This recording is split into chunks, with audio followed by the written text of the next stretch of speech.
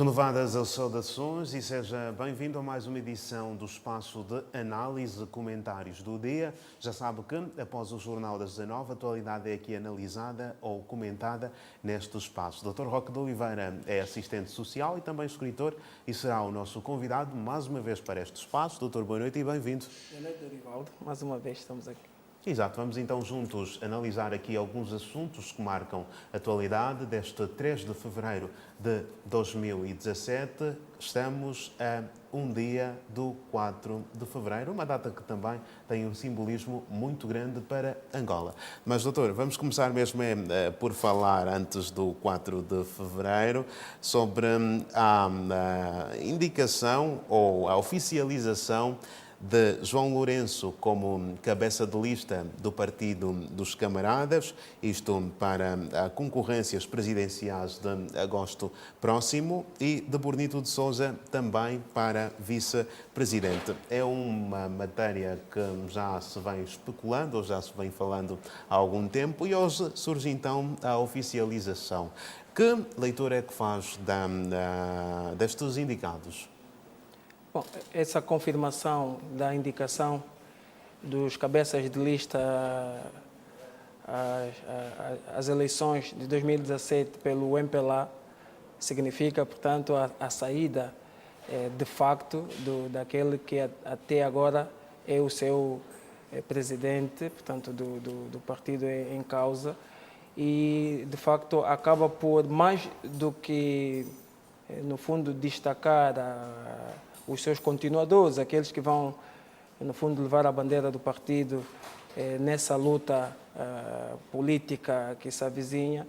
Mais do que isso, é de facto realçada a postura do próprio presidente que a partir de agora começa a caminhar por esse estágio de cessante, na medida em que se colocavam muitas dúvidas, muitas inquietações, se desta vez o anúncio seria de facto a valer. Portanto, ao fazê-lo, ele acaba por escolher também uma ocasião que de alguma maneira vai deixá-lo confortado, com a sua imagem salvaguardada por tudo que ele fez pelo país, na medida em que, do ponto de vista legal, ele ainda podia concorrer se o quisesse. Então estará a sair de uma boa altura, é isto que Exatamente, quer dizer? Exatamente. E por outra, doutor, embora seja oficial, além de ter de comentar esta parte, não é, dizendo se estará José Eduardo a sair numa boa altura, estará também o MPLA preparado para a saída de José Eduardo dos Santos? É oficial e sabemos que vai sair da vida política ativa,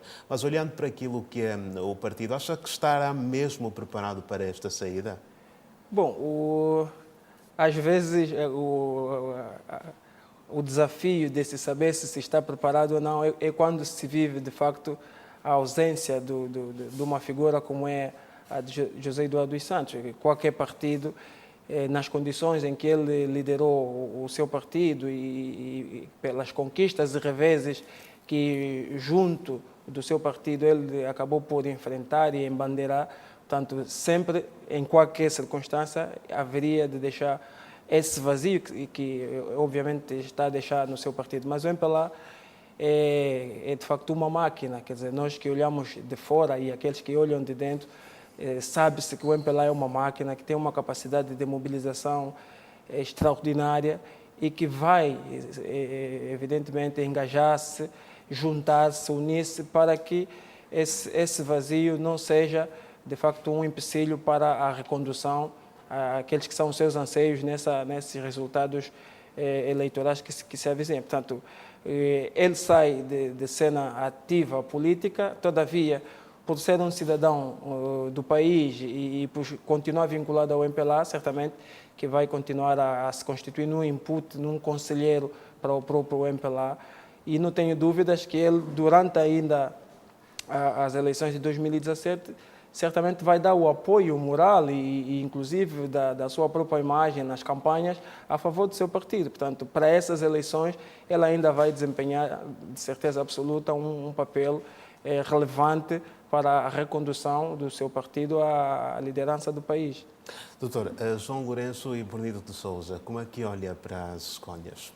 Sim, sente-se que, embora de forma discreta, e não se falou muito, de alguma maneira, quando surgiu a figura de João Lourenço, deixou boa parte de nós perplexos, mas sentiu-se depois do anúncio que, na verdade, a preparação já vinha sendo feita. Portanto, aconteceram uma série de eventos que podiam nos deixar adivinhar que, de facto, podia ser o João Lourenço uma personalidade à altura de substituir o presidente em exercício. Portanto, o facto, inclusive, de reconduzir, não, mas voltar a ativar a sua vida militar como general e à frente do nosso exército, para mim foi um dos primeiros sinais, porque o nosso país precisa, nessa fase de transição, de saída de José Eduardo dos Santos, de facto, de alguém que consiga ter o respeito de todos os entes, de todas as estratificações que existem, e não é muito fácil lidar com a hierarquia militar. Portanto, era importante nessa fase de transição, de facto, ter alguém que consiga obter o respeito dos militares, que é para daí se fazer uma transição diferente, provavelmente nas próximas eleições. E Bonito de Sousa é uma figura inenarrável, portanto, é um acadêmico, é um tecnocrata que está em altura, certamente, de coadjuvar o João Lourenço na condução do país. Portanto, as escolhas... O João Lourenço é um indivíduo que se lhe reconhece verticalidade e disciplina suficiente para estar à frente de um partido como é o MPLA, com toda a carga histórica que ele tem, e o MPLA é um partido que se apoia muito. Portanto, nós não vemos muitas clivagens dentro do MPLA, mesmo que as tenha, é difícil se saber, por exemplo, de fora, e isso demonstra a grande coesão, a grande entrega dos próprios militantes em relação àquilo que são as suas ideologias. Eu creio que qualquer que fosse o candidato que o MPLA indicasse para a cabeça de lista, qualquer que fosse, a nível do MPLA teria o apoio necessário. E por aquilo que é a sua capacidade de mobilização, vão certamente, dentro daquela questão que fizeram dos 8 meses, ele vai ter todo o tempo necessário para fazer a campanha que vai reconduzi-los certamente à governação do país. Eu tenho dito que nessas eleições o desafio que eu quero assistir, que não é um dado ainda confirmado, é entre a Casa CE e a UNITA. Quer dizer, a minha expectativa é saber se entre a Casa CE e a UNITA quem vai se afigurar na segunda força política do nosso país, porque em relação ao MPLA, por mais afinidades que tenhamos nesse ou naquele partido, não vamos ter ilusões que o MPLA, com maior ou menor dificuldade, vai certamente ser reconduzido para a governação do país. A expectativa, como eu dizia, é quem vai ser a segunda maior força, se vai continuar a ser a UNITA ou se o Casa CE, como coligação eleitoral, vai, de facto, ter energias para ultrapassar a UNITA, que ainda também tenho as minhas dúvidas, né? Porque aquilo que se vê, realmente, vamos ver o que é que vai nos dar essas próximas eleições. Ok, são aqui as opiniões do Dr. Roque de Oliveira em relação a este assunto. Vamos olhar aqui também para a questão da saúde, já que estivemos a olhar para a humanização hoje. Ouvimos aqui um manifesto da Diretora-Geral da Maternidade, Lucrécia Paim, que declarou então que esta humanização deverá constar do caráter profissional, não é, dos trabalhadores da saúde. Considerando a realidade nacional, doutor, e para aquilo que tem observado, como é que olha para esta questão da humanização em Angola, da saúde?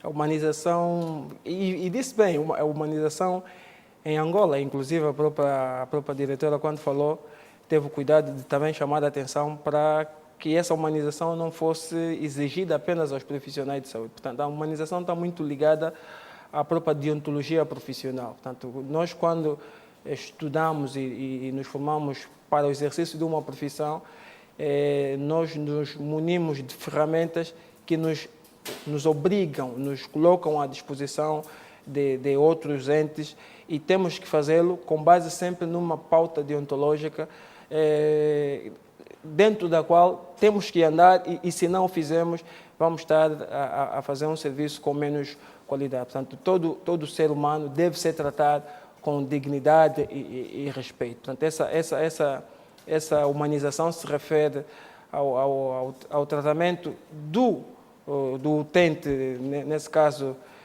que ocorre às unidades sanitárias, com aquilo que nós temos de melhor. Nós temos que colocar ao serviço do utente o melhor que temos. Portanto, às vezes pensa-se que é falta de humanidade apenas destratar o doente, não ser simpático, não ser hostil. Não é só isso. Não fazemos tudo o que sabemos e que podemos a favor do doente, já é falta de humanidade, nesse caso que nós estamos a tratar. Portanto, a humanização está intrinsecamente ligada à própria formação do profissional, mas a formação, aquela holística. Portanto, não se trata apenas daquela formação acadêmica, tem a ver com todos os valores que essa pessoa, enquanto ainda ente social, recebeu, que depois, no exercício da sua profissão, vai acabar por recorrer também a eles para interagir com seu ente igual na condição de utente. Porque ninguém vai a um hospital, por exemplo, na condição de turista. Quando o indivíduo vai para o hospital, para uma unidade sanitária, em princípio já é alguém que, do ponto de vista psicoemocional, está fragilizado. E os profissionais têm que ter toda a paciência do mundo. Se há um lugar em que nós temos que ativar a nossa flexibilidade, a nossa paciência, é exatamente no hospital, porque é um lugar que as pessoas não querem estar, em que muitas vezes as pessoas, até por saberem que se trata de um lugar em que não são tratadas com dignidade, ao irem para lá já vão sob estresse e estão à procura de um pequeno gesto do profissional para serem reativas. E o profissional tem que saber disso e saber contornar com amor, às vezes com epiqueia, com paciência, com essa tal humanização de que se fala, de tal modo que o atendimento não seja mais um problema, além daquele problema somático que o leva à unidade sanitária. Doutor, estamos a um dia do 4 de fevereiro. Em relação a esta data, que importância é que podemos atribuir a mesma para aproveitarmos os 2 minutos que nos faltam?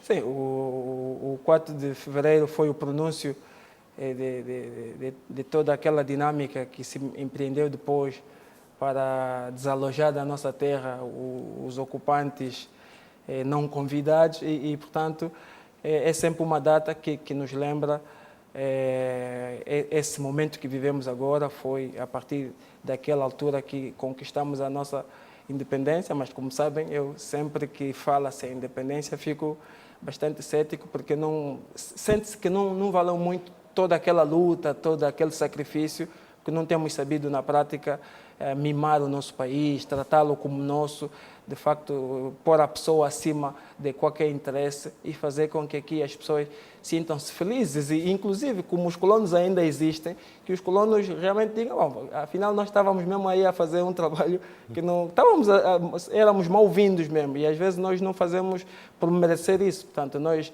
desalojamos daqui os ocupadores, os opressores, mas acabamos muitas vezes por fazer coisas piores a nós mesmos. E a data é uma data de reflexão, é uma data de desafio. Eu espero que nos próximos anos consigamos ter um país, de facto, que se orgulhe de si mesmo. Mas de quem é esta responsabilidade de fazer um país de todos que se nós, orgulhe de si mesmo? de todos nós.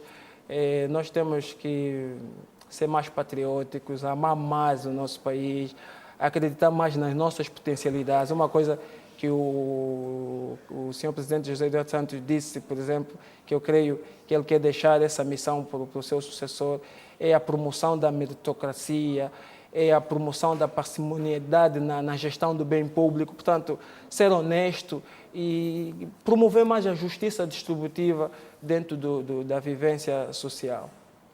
Doutor, o Conselho Municipal de Viana teve o seu primeiro encontro de governação, onde uma participação mais ativa da população naquilo que são as decisões governamentais são trazidas em atenção. Como assistente social que é, até que ponto acha que é eficiente este modelo de governação para aproveitarmos o 1 minuto que nos resta? Esse é o modelo de governação. Entretanto, eu quero ver para crer. Quero ver, e porque é mesmo o meu campo de ação, todo o trabalho com as pessoas deve ser feito com as pessoas. Não é só discurso.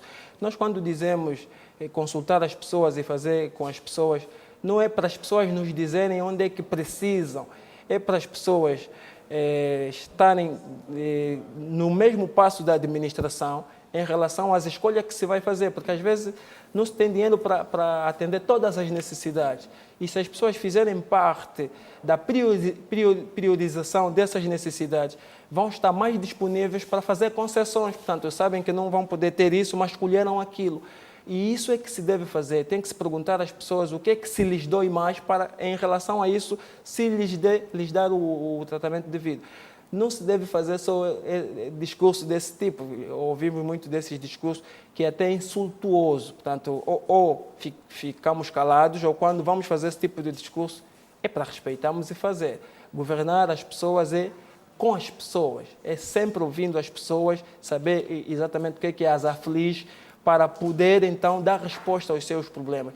É tratar como um nércio, um ingênuo as pessoas, nós irmos para lá e decidirmos nós o que é que elas merecem ter. Portanto, quero ver para crer, não é nada que me chama a atenção, até porque para esse tipo de iniciativa precisam de determinados profissionais que não sei se a administração tem. Portanto, deve ser um discurso só no vazio. Como os assistentes sociais, Dr. Roque de Oliveira é assistente social e também escritor. Muito obrigado por ter vindo mais uma vez ao nosso espaço de análise. Sempre ao serviço. Contaremos consigo em próximas oportunidades também, aí do outro lado. Muito obrigado por nos ter acompanhado. Fique bem e a Otávia Pena vem já de seguida com mais uma edição do programa Consultas. Já sabe, cuidar da sua saúde é aqui na Palanca TV. Fique bem e até a próxima oportunidade.